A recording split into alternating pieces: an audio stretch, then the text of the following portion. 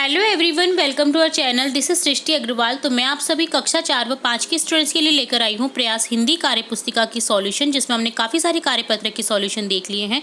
यहाँ पर आगे बढ़ते हुए देखेंगे हम कंटिन्यू कार्यपत्र 26 से। सबसे पहले देखेंगे कार्यपत्र 26 का सॉल्यूशन, जिसमें हम देखेंगे संयुक्ताक्षर की पहचान कर नए शब्द लिख पाना। संयुक्ताक्षर यानी एक से अधिक वर्ण जुड़े हुए होते हैं, आधा वर्ण रहता है, देन पूरा वर्ण, उन्हें बोलते हैं संयुक्ताक्षर।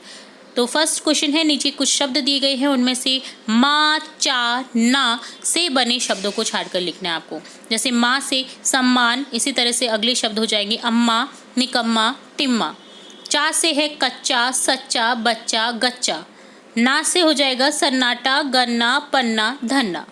सेकंड क्वेश्चन है, मिलाकर शब्द लिखिए। आपको वर्णों को मिलाकर के शब्द लिखने हैं। जैसे रे को शा से मिलाकर के रक्षा लिखा हुआ है, इसी तरह से कै को शा से मिलाकर कक्षा हो जाएगा, शी को शा से मिलाकर हो जाएगा शिक्षा, भी को शा से मिलाकर हो जाएगा भिक्षा।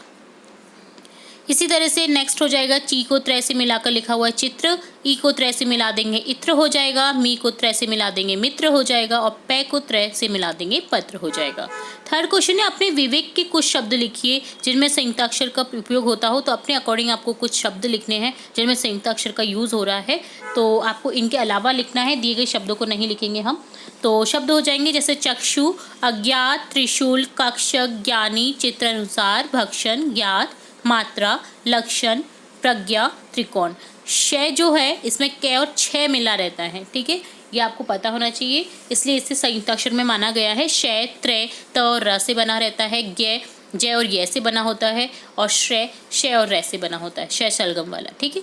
तो यहाँ पर ये संयुक्ताक्षर है, तो इनको यूज़ करते हुए हमें शब्द लिखने थे। अगला ये होता है आपका कार्यपत्रक 26 का सॉल्यूशन। अब देखेंगे कार्यपत्रक 27, जिसमें क्वेश्चन है, चित्र देखकर लिखिए कौन कहाँ चलता है। तो आपको यहाँ पर चित्र दिए गए हैं जिनको आपने कहीं ना कहीं देखा होगा, तो आपको बताना है कौन कहाँ पर चलता है। जमीन पर चलते हैं जैसे मोटरसाइकिल, साइकिल, रिक्शा, बस, टेम्पू, कार, रेलगाड़ी।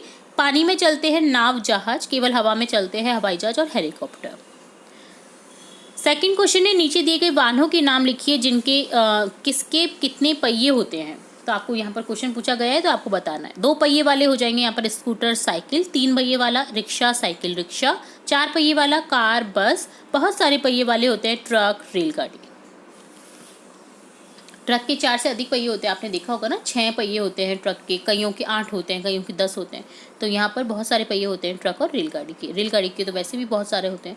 आपने किन किन वाहनों की सवारी की है लिखिए। तो आप किस किस वाहन की सवारी में बैठे हुए हैं, तो आपको वो लिखना है। जैसे बस, कार, स्कूटर, जीप, रेलगाड़ी, नाव, मोटरसाइकिल। यहाँ जाने के लिए कौन कौन से साधनों का उपयोग करेंगे। जैसे घर से स्कूल जाने में आप क्या यूज़ करेंगे, साइकिल व रिक्शा। अपने गांव या शहर में, शहर से दिल्ली जाने में कहाँ क्या यूज़ करेंगे, रेलगाड़ी और बस। अमेरिका जाने में हवाई जहाज। बाजार जाने में रिक्शा। तो ये डन होता है कार्यपत्रक 27। अब देखेंगे कार्यपत्रक 28, जिसमें है एक कविता जिसको पढ़ना है और प्रश्नों के उत्तर देने हैं। मम्मी की मम्मी है नानी। आपकी मम्मी की मम्मी कौन होती है, आपकी नानी। बड़े प्यार से कहे कहानी, परी लोग की कथा सुनाती, हम सबको वो खूब है भाती। छुट्टी के दिन जब है आते, नानी के घर हम चाव से जाते। तो छुट्टियों के दिन में हम नानी के घर पे जाते हैं, जो कि हमें बहुत प्यारी प्यारी कहानियाँ सुनाती है, अपने बचपन से रिलेट कुछ तथ्य बताती हैं, और प्यारी प्यारी कहानियाँ सुलाकर हमको सुनाते हुए वो सुलाती हैं हमें। तो यहाँ पर बहुत ही प्यारी सी कविता दी गई है, जिससे रिलेट अब क्वेश्चन है, मम्मी की मम्मी को क्या कहते हैं, नानी। परियों व राजा रानी की कहानियों के अलावा कौन सी कहानी आपको अच्छी लगती है, वो आपको बताना है। जैसे जंगल की कहानी, भूतों की कहानी। सोचिए और बताइए कि हम छुट्टियों में नानी के घर क्यों जाते हैं। क्योंकि छुट्टियों में मौसी और मामा के बच्चों के साथ खेलने में मज़ा आता है। काफ़ी सारी बड़ी फैमिली हो जाती है, तो हमें बड़ी फैमिली में बड़े और बच्चे जब इकट्ठे होते हैं तो बच्चों को खूब मज़ा आता है। तो इसलिए आपको यहाँ पर कारण लिखना था। जैसे हम नानी के घर जाते हैं, वैसे हम किस किस के घर जाते हैं। जैसे कभी मौसी के घर भी जाते हैं, बुआ के घर जाते हैं। ऊपर कविता में आई तुकबंदी वाले शब्दों को जोड़ करके लिखिए। जो जोड़े हैं आपको तुकबंदी वाले शब्द, वो आपको देखने हैं, ठीक है। सुनाती, भाती, आते जाते, नानी, कहानी। तो यहाँ पर तुकबंदी वाले शब्द हो गए, सुनाती, भाती, आते जाते।